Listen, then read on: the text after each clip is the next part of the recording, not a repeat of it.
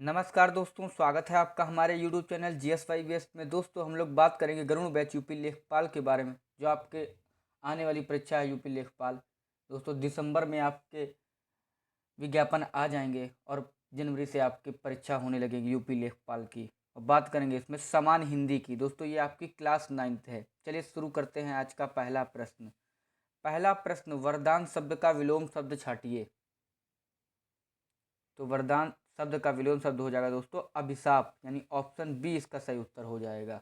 और दोस्तों इसके वरदान शब्द के पर्यायवाची शब्द भी याद रख लीजिएगा। आशीष, आशीर्वाद, उपहार तथा भेंट, ये वरदान शब्द के पर्यायवाची हो जाएंगे। और अभिशाप के पर्यायवाची हो जाएंगे दोस्तों श्राप, सांप, बद्दुआ, निष्ठ तथा कथन। दोस्तों साथ में विलोम शब्द के साथ में आपको हम लोग पर्यायवाची और संधि विच्छेद भी बताते रहेंगे बीच बीच में। दोस्तों अन्य विकल्प को दोस्तों हैं विलोम शब्द, जैसे कि तिरस्कार का विलोम शब्द हो जाएगा पुरस्कार, और अंधकार का हो जाएगा प्रकाश, तथा अवज्ञा का हो जाएगा आज्ञा। नेक्स्ट दूसरा प्रश्न, ग्वाला का स्त्रीलिंग शब्द है। तो ग्वाला का स्त्रीलिंग शब्द हो जाएगा दोस्तों ग्वालिन, यानी ऑप्शन डी इसका सही उत्तर हो जाएगा। ग्वाला का स्त्रीलिंग शब्द हो जाएगा ग्वालिन। जैसे आपने सुना होगा, गाय चराने वाली या दूध दही बेचने वाली एक जाति के पुरुष को ग्वाला कहते हैं और उस जाति की स्त्री को ग्वालन कहते हैं। नेक्स्ट तीसरा प्रश्न, धड़ा धड़ाधड़ में कौन सा समास होगा।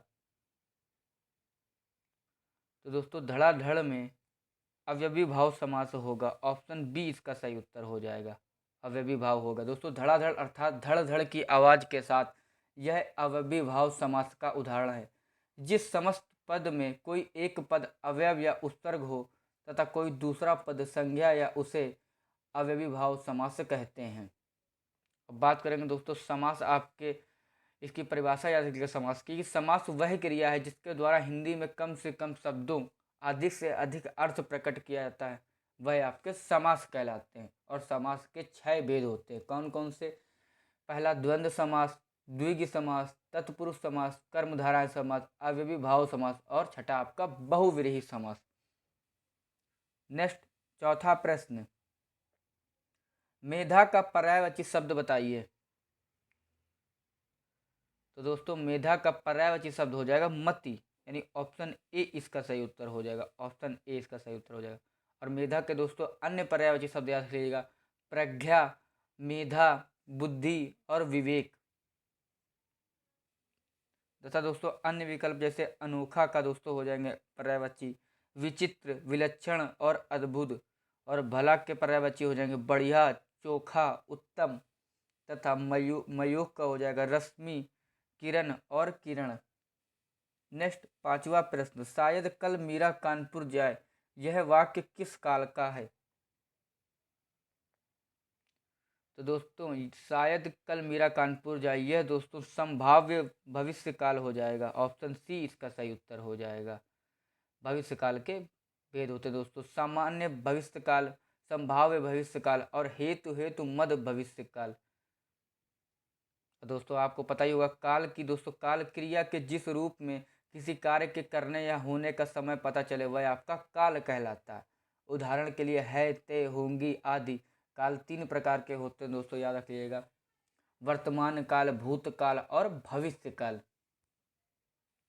नेक्स्ट छठा प्रश्न, शुद्ध वर्तनी वाले शब्द का चयन कीजिए। आपको बताना है कि शुद्ध वर्तनी वाला शब्द कौन सा है।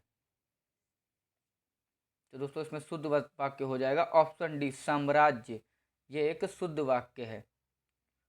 और दोस्तों जो अंतर्ध्यान है, यहाँ पे अंतर्ध्यान न होकर अंतर्धान होगा, लोप हो जाना जिसको बोलते हैं। और मैंने में दोस्तों अंक की बिंदी जो लगी है, इसमें मैंने होगा, ना कि मैंने होगा स्वयं के लिए। और पूजनीय होगा दोस्तों, पूजनीय होता है, पूजनीय नहीं होता आपका, पूजनीय होता है, आदरणीय यानी कि। नेक्स्ट सातवां प्रश्न, खटाई में डालना। तो खटाई में डालना दोस्तों हो जाएगा आपका मुहावरा, इसका बन जाएगा उलझन पैदा करना। ऑप्शन सी इसका सही उत्तर हो जाएगा। अब मुहावरा दोस्तों नहीं होता खटाई में डालना, और अर्थ होता उलझन पैदा करना। जैसे वाक्य बन जाएगा, कोर्ट ने जानबूझकर मेरा मामला खटाई में डाल दिया। नेक्स्ट दोस्तों इसमें अन्य विकल्प हैं, जैसे अर्थ हो गया आपका भटकना, इसका मुहावरा हो जाएगा खाक छानना। और नष्ट करना का हो जाएगा खाक में मिलाना। और भयभीत करने का मुहावरा हो जाएगा दोस्तों खून सूख जाना। नेक्स्ट 8वां प्रश्न, किसी भी विषय का ज्ञान अच्छा नहीं होता, आपको रिक्त स्थान बताना है। तो किसी भी विषय का अधूरा ज्ञान अच्छा नहीं होता, ऑप्शन ए इसका सही उत्तर होगा। कहते नहीं है कि जज कोर्ट वकील से कहता है कि किसी भी विषय का दोस्तों ज्ञान, अधूरा ज्ञान मत लेकर के आओ, जब पूरी जानकारी पता हो तभी केस लड़ो। नेक्स्ट 9वां प्रश्न, मोहन की पुस्तक मेरे पास है, इस वाक्य के रेखांकित शब्द में कौन सा कारक है। दोस्तों इसमें रेखांकित शब्द हो जाएगा मोहन की। मोहन की पुस्तक मेरे पास है, तो इस वाक्य में रेखांकित शब्द में कौन सा कारक है, तो मोहन की में दोस्तों इसमें दोस्तों संबंध कारक हो जाएगा। ऑप्शन डी इसका सही उत्तर हो जाएगा, संबंध कारक हो जाएगा। और दोस्तों संबंध कारक के विभक्ति याद रखिएगा, जिनका चिन्ह यहाँ पर का, के, की, ना, ने, नो, रा, रे, री आदि आ जाए तो वहाँ दोस्तों संबंध कारक हो जाएगा। और उदाहरण इसका परिभाषा होती है संबंध कारक की, संज्ञा या सर्वनाम का वह रूप जो हमें किन्हीं दो वस्तुओं के बीच संबंध का बोध कराता है, वह आपका संबंध कारक कहलाता है। नेक्स्ट 10वां प्रश्न, दिए गए विकल्पों में अशुद्ध वाक्य का चयन कीजिए। दोस्तों इसमें अशुद्ध वाक्य हो जाएगा चाय में कौन गिर गया है, ये एक अशुद्ध वाक्य है। जैसे दोस्त चाय में, शुद्ध वाक्य इसका दोस्तों बन जाएगा चाय में कुछ गिर गया, ना कि कौन गिर गया है। ऑप्शन बी इसका सही उत्तर हो जाएगा। नेक्स्ट 11वां प्रश्न, निम्नलिखित प्रश्न में दिए गए वाक्यांश के लिए एक शब्द चुनिए। जैसे लंबे समय तक जीने वाला, इसको क्या बोलेंगे, तो लंबे समय तक जीने वाले को बोलेंगे दोस्तों चिरंजीवी। ऑप्शन सी इसका सही उत्तर हो जाएगा। और दोस्तों जो शब्द संज्ञा या सर्वनाम की विशेषता बताए वह आपका विशेषण कहलाता है। और दोस्तों अन्य विकल्प हो जाएंगे आपके, चिरंतन का हो जाएगा जो चिरकाल से चला आया है। और चिरस्थायी का हो जाएगा जो बहुत समय तक ठहर सके। और छिद्रान्वेषी का हो जाएगा दूसरों के केवल दोषों को खोजने वाला, वह आपका छिद्रान्वेषी कहलाता है। नेक्स्ट 12वां प्रश्न, दोस्तों इसमें आपको त्रुटि बतानी है कि ए, बी और सी में किस में त्रुटि है। अगर त्रुटि नहीं है तो आपको ऑप्शन डी लगाना है कि तुम पर कोई का जोर नहीं है। तो इसमें दोस्तों ऑप्शन बी में गलती है। ऑप्शन बी में दोस्तों इसमें हो जाएगा तुम पर किसी का जोर नहीं है, ना कि कोई का जोर नहीं। तो तुम पर किसी का जोर नहीं होगा, ऑप्शन बी इसमें गलत है। नेक्स्ट 13वां प्रश्न, एक अनार 100 बीमार, एक इसमें दोस्तों आपको लोकोक्ति है, एक अनार 100 बीमार, इसका अर्थ बताना है आपको कौन सा होगा।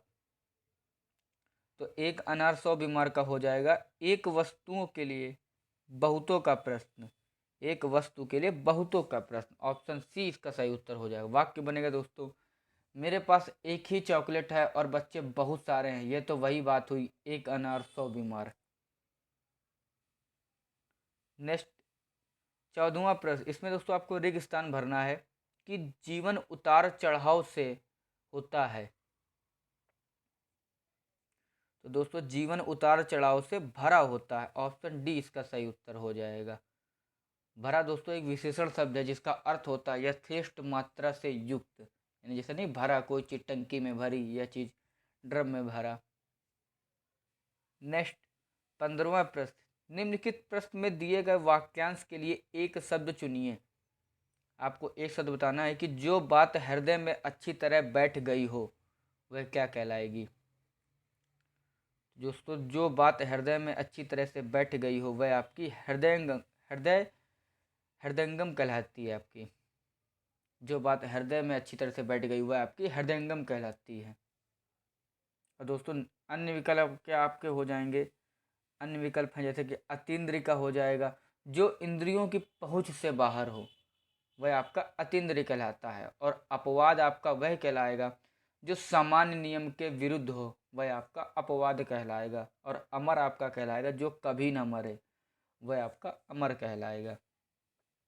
नेक्स्ट 16वां प्रश्न, इसमें आपको ए बी सी में आपको बताया त्रुटि किस में है। अगर त्रुटि नहीं है तो आपको ऑप्शन डी लगाना। दोस्तों आपके 2 नंबर, इससे 2 नंबर आपके यूपी लेखपाल में इससे आएंगे कि किस में त्रुटि है। कि वह धीमी स्वर में बोला, कोई त्रुटि नहीं। दोस्तों इसमें त्रुटि हो जाएगी ऑप्शन ए में। ऑप्शन ए इसका हो जाएगा, वह धीमी स्वर में बोला। तो दोस्तों इसमें शुद्ध वाक्य बन जाएगा इसका कि वह धीमे स्वर में बोला, ना कि धीमी स्वर में बोला। नेक्स्ट 17वां प्रश्न। निम्न प्रश्नों में अनेक अर्थी शब्द दिए गए, एक अर्थ शब्द के साथ ही लिखा है, दूसरा अर्थ बताना है आपको। कि चाल का दशा होता है, और चाल फिर दूसरे में मतलब क्या होगा। तो चाल का दशा है तो चाल का दोस्तों मोक्ष हो जाएगा। ऑप्शन बी इसका सही उत्तर हो जाएगा। दूसरा अर्थ इसका बनेगा मोक्ष। और चाल के दोस्तों अन्य अनेक अर्थी शब्द याद रख लीजिएगा। पाल, हालत, पहुँच और गति, ये चाल के अन्य अनेकार्थी शब्द हो जाएंगे। तो दोस्तों अन्य विकल्प याद रख लीजिएगा कि गधा का होता है मूर्ख, वैद्य और गड़हा। तथा विचार का होता है गौर और गौरा। और भार का होता है श्रेष्ठ, बृहस्पति, भारी और बड़ा। नेक्स्ट 18वां प्रश्न। अहंकार की संधि विच्छेद क्या होगा।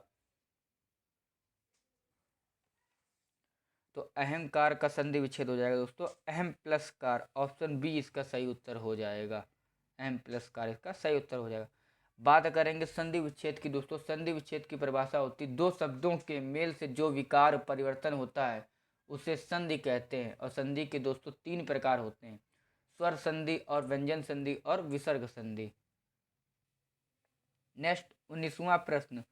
वचन संबंधी अनुचित क्रम का चयन कीजिए।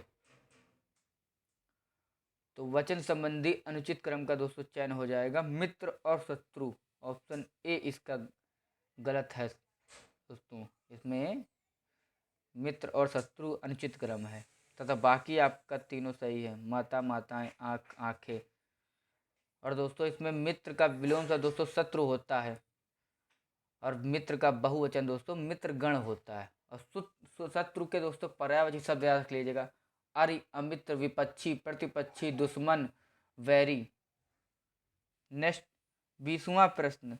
निम्नलिखित विकल्पों में से मोटे छपे शब्द की शुद्ध वर्तनी कौन सी है। कि भगवान तुम्हें दीर्घायु करे। इसमें आपको दीर्घायु बताना है कि कौन सा सही है।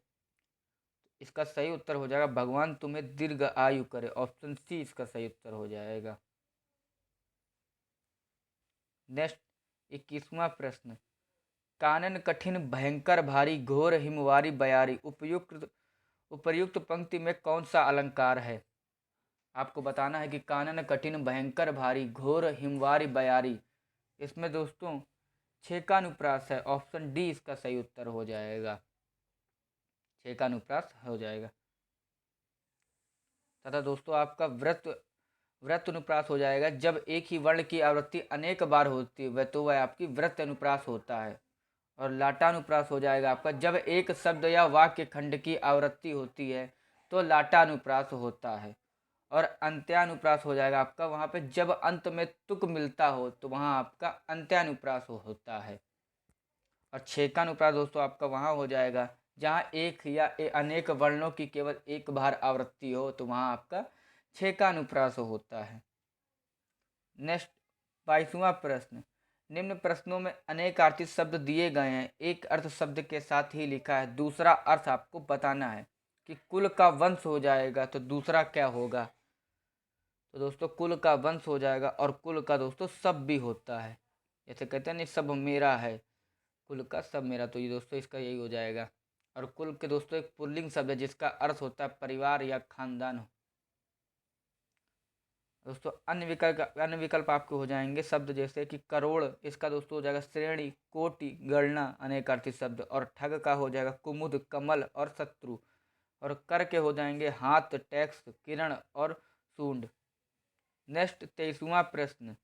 मरकटी शब्द का उचित तद्भव शब्द है। तो मरकटी शब्द का उचित तद्भव शब्द हो जाएगा दोस्तों मकड़ी। ऑप्शन सी इसका सही उत्तर हो जाएगा। मकड़ी इसका सही उत्तर हो जाएगा। दोस्तों अन्य विकल्प आप जैसे मछली का दोस्तों हो जाएगा मृतस्य, तत्सम हो जाएगा। और मच्छर का तत्सम शब्द हो जाएगा मशक और मगर का हो जाएगा मकर। नेक्स्ट 24वां प्रश्न, निम्नलिखित विकल्पों में तत्सम शब्द का चयन कीजिए। तो दोस्तों इसमें तत्सम शब्द हो जाएगा आपका एकादश, ऑप्शन बी इसका सही उत्तर हो जाएगा। तत्सम शब्द इसका हो जाएगा एकादश।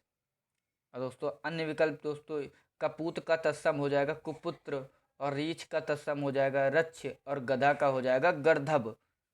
नेक्स्ट देखिए आपके हैं कपूत का कुपुत्र, रीछ का रक्ष और गधा का गर्धभ। नेक्स्ट 25वां प्रश्न, भूषण वसन विलोकत सीके, प्रेम विवश मन कम, पुलक तनु नीरज नीर भय पी के, उपर्युक्त काव्य पंक्ति में कौन सा रस है। दोस्तों उपयुक्त काव्य पंक्ति में दोस्तों आपका हो जाएगा श्रृंगार रस, ऑप्शन सी इसका सही उत्तर हो जाएगा। दोस्तों श्रृंगार रस का स्थायी भाव याद रखिएगा रति होता है। यहाँ दोस्तों आलंबन सीता या आश्रय राम है। दोस्तों आई होप आपको वीडियो अच्छी लगी, अगर अच्छी लगी उसको लाइक करें, कमेंट करें एंड चैनल को सब्सक्राइब करें। धन्यवाद।